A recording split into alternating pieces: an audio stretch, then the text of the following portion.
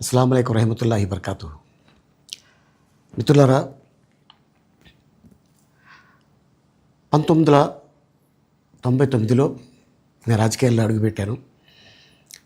మా పెద్దాయన doctor D Ramanaidu గారి కోసం. ఎందుకంటే నేను చైల్డ్ ఆర్టిస్ట్ తర్వాత నేను మళ్ళీ ఒక వయసు వచ్చిన తర్వాత నాకు అద్భుతమైన అవకాశం ఇచ్చి ప్రేమ ఖైదీ అనే సినిమాతోటి మళ్ళీ నా కెరీర్ స్టార్ట్ అయింది చైల్డ్ ఆర్టిస్ట్ తర్వాత. అలాగే వారు బాపట్ల నుంచి ఇలాగ నేను ఎంపీగా నుంచుంటున్నాను రా, నువ్వు రావాలి, నా క్యాన్వాస్ చేయాలి అనగానే తప్పకుండా గురుగారు, ఎందుకంటే మీ సినిమా తర్వాత నేను మళ్ళీ ఒక ఆర్టిస్ట్గా నేను ఎదిగాను, సో డెఫినెట్గా నేను వస్తాను అని చెప్పి వెళ్ళటం జరిగింది. అప్పుడు టీడీపీ హయాంలో దాదాపు ఒకే పార్టీలో 20 సంవత్సరాలు నేను ఉన్నాను. తర్వాత మళ్ళీ ఇటు రావడం జరిగింది. నాకు అన్నం పెట్టింది ఫస్ట్ నా తెలుగు ఇండస్ట్రీ, నా తెలుగు ప్రజలు, ప్రేక్షక దేవుళ్ళు, నా నిర్మాతలు, నా డైరెక్టర్స్, నా హీరోలు. ఈ రోజున ఈ రేంజ్లో నేను వెదిగాను. 45 సంవత్సరాలు ఇండస్ట్రీలో ఉన్నాను. దాదాపు 1200 సినిమాలు పైచిలుకు యాక్ట్ చేయడం జరిగింది. 6 భాషల్లో యాక్ట్ చేయడం జరిగింది.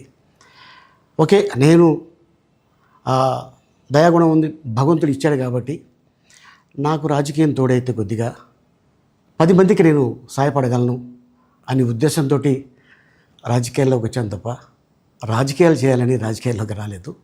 ఇండస్ట్రీ నాకు ఇంత మంచి లైఫ్ ఇచ్చింది, నేనేం చేస్తే బాగుంటుంది అని నలుగురిని చూసి నేను ఒక ట్రస్ట్ పెట్టుకున్నాను మా నాన్నగారి పేరున. దాదాపు 16 సంవత్సరాలు అవుతుంది నేను ట్రస్ట్ పెట్టుకొని. ఏ రోజు కూడా ఈవెన్ దో కోవిడ్లో కూడా ప్రతి నెల వాళ్ళకి 1000 రూపాయలు నేను సాయం చేసేవాడిని.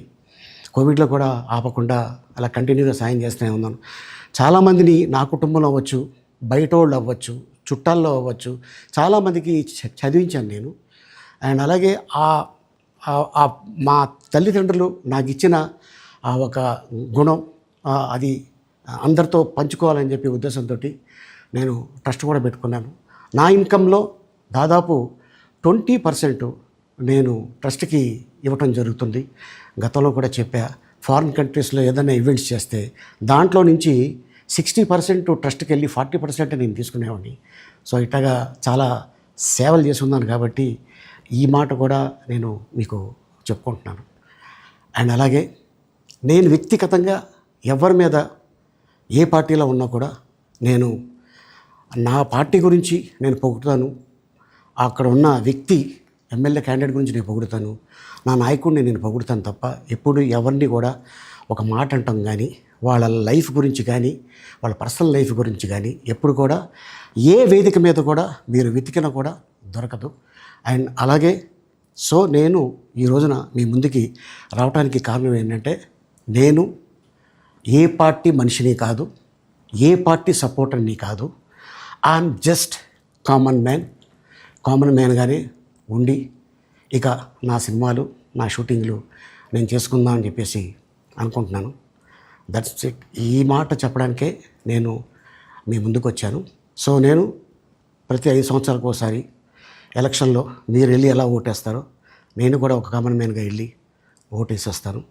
సో రాజకీయాలకి స్వస్తి, గుడ్ బై, థ్యాంక్ యూ.